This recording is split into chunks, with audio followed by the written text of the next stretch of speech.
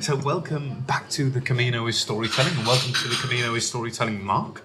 We are in sheltering from the rain. I mean, now it's calmed down a little bit, but Just a little. It was pretty grim this morning, wasn't it? It was not very good at all. No, I think it tested my commitment and sense of purpose to the limit. But nice to have done my stage. Talking about sense of purpose, what is your purpose on the Camino? What brings you here? Yeah, good, interesting question. I had some time to kill. Okay. So I'm on a sabbatical from my work. So I was given 4 months off to do things that I wouldn't normally do.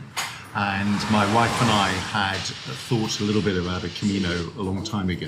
We have some friends that were are committed Camino pilgrims, and had persuaded us that it was a great thing to do. Yeah. So with some time to fill and that introduction, we thought we'd give it a go. Amazing. And how's it feeling so far? What's happened to you along the way? What have you felt? What have you seen? We've had a fantastic time, I think, primarily because we've spent a lot of time together that we don't normally do in the busyness of a sort of working schedule. And we started just on the Portuguese-Spanish border at a town called Tui, just before Tui, and walked for 7 days into Santiago, and that's gone very well. We've stuck to schedule. My wife Elizabeth has had some pretty bad blisters along the way, so she's taken a couple of days out to hope that they will recover. But I've been able to keep trucking on, and looking forward to heading out to Finisterre, the end of land, which seems a good point to finish things.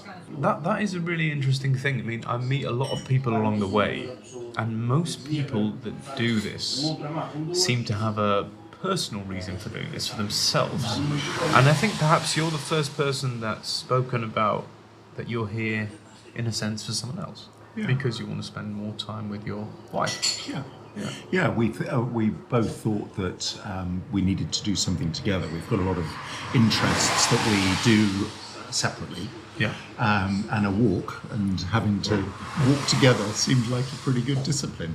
And there's the whole of the sort of spiritual side of it as well that we were interested in. And so I guess all that tied together pretty well. Wow.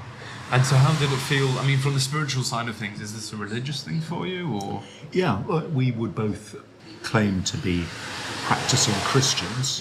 Catholic? And no, not Catholic. In fact, from a sort of slightly evangelical Church of England perspective, originally from the UK.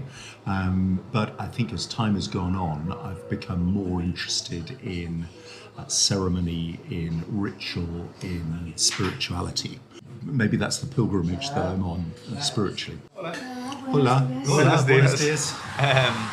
And I think that's, lots of people have different ways in to spirituality, and it's interesting that you say ceremony and ritual, and what did it feel like when you came into Santiago, because you did that 2 days ago? Yeah, fantastic.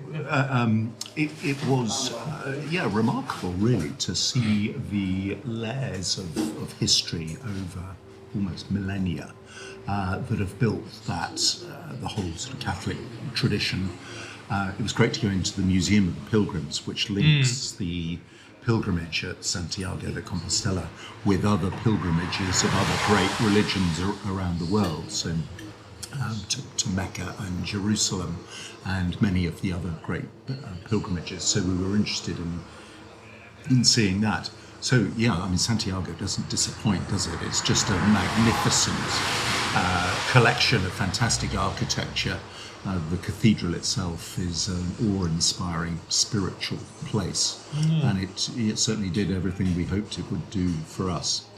I guess the high point for me would have been on our second day, moving out of Tui towards a place called Pontevedra, and the rain of the first day, a bit like we're experiencing today. So torrential rain for the whole duration.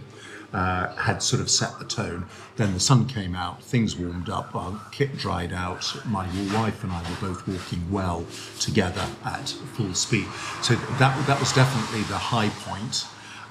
The low points would be I guess we had a day when her blisters were really beginning to hurt and she had to adjust to that. That would be one of them. Or this morning where, I mean, it was just everything was shouting, do not go on a long walk.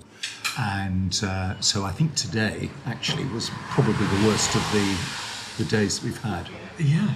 Not to say that blisters are a small thing. When you have them, they feel really, really painful. I mean, I've had in the past, thankfully, these on this trip, not so many. But it's you know how that is almost a wormhole into just feeling so dreadful about yourself and everything. And there's that overall sort of principle, isn't there, of mind over matter, which I think many pilgrims subscribe to. And we're meeting many pilgrims that have had the most extraordinary physical experiences of walking very long distances in some adversity. So you sort of think a few blisters, you could just keep walking through that. Why don't you do it? And I guess that's my mentality to a point. But the reality is that once you've got a load of blisters, if you keep walking on them, they get worse and worse and worse. And sooner or later, you've got to do something about it. So this reminds me of a wonderful gentleman that I met the other day, David. He spoke about this idea of possibly the pilgrim's mentality is to continue onwards, but that doesn't necessarily mean just push onwards walking. It means taking the next step. And sometimes that next step is to say, I'm stopping now. That's interesting. Or sometimes that next step for him it was taking a taxi. You know, but you're continuing onwards towards your pilgrimage goal in whatever form or fashion, and that's this feeling of motion rather than stagnation. Yeah, that's really interesting, and yes, thanks for explaining that. And it was interesting for me to learn in the Pilgrims Museum in Santiago that, you know, traditionally over hundreds of years, pilgrims, when they were ill or incapacitated on the pilgrimage, would seek the hospitality of the place that they fell ill in return for work that they could do. They would get board and lodging until such time as they were fit enough to then continue. And you know, that's an interesting concept. Today we have to finish because we've booked the hotel or the flight home. In those days, if you took 1 year into 2 years to whatever, that was probably fine.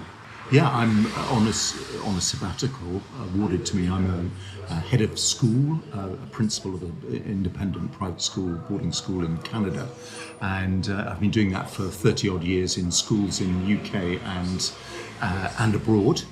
And so it's quite nice that my employers, the Board of Governors, felt that before retirement they'd give us 4 months off to acclimatise.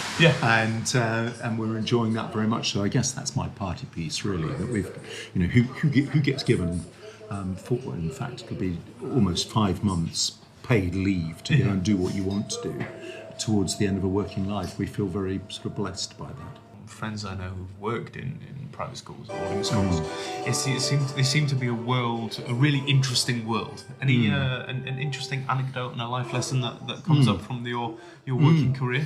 Yeah, well, in boarding schools, it's an interesting world, and it's sort of in some ways almost monastic, in the sense that you have to commit to the school. It's 24 hours a day, 7 days a week, whilst term is in session. And then you get nice long holidays where everybody closes down after that. But it is total commitment in a world where, you know, people become increasingly possessive of their own time. You can't do that if you're working in boarding schools. You have to say, this is my life and I'm just going to enjoy living it. We're very much in our own little community under the spotlight all the time. We live on campus. Our whole family is based on campus. Everybody knows who we are and what's going on.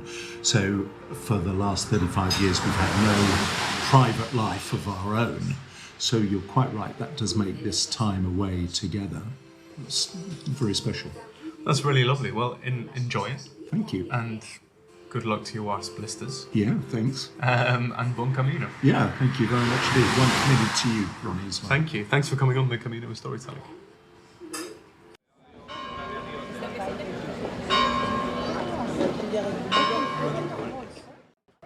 That was the Camino is storytelling. As I sit here by the Cathedral of Oviedo, where 3 weeks ago I started this amazing journey.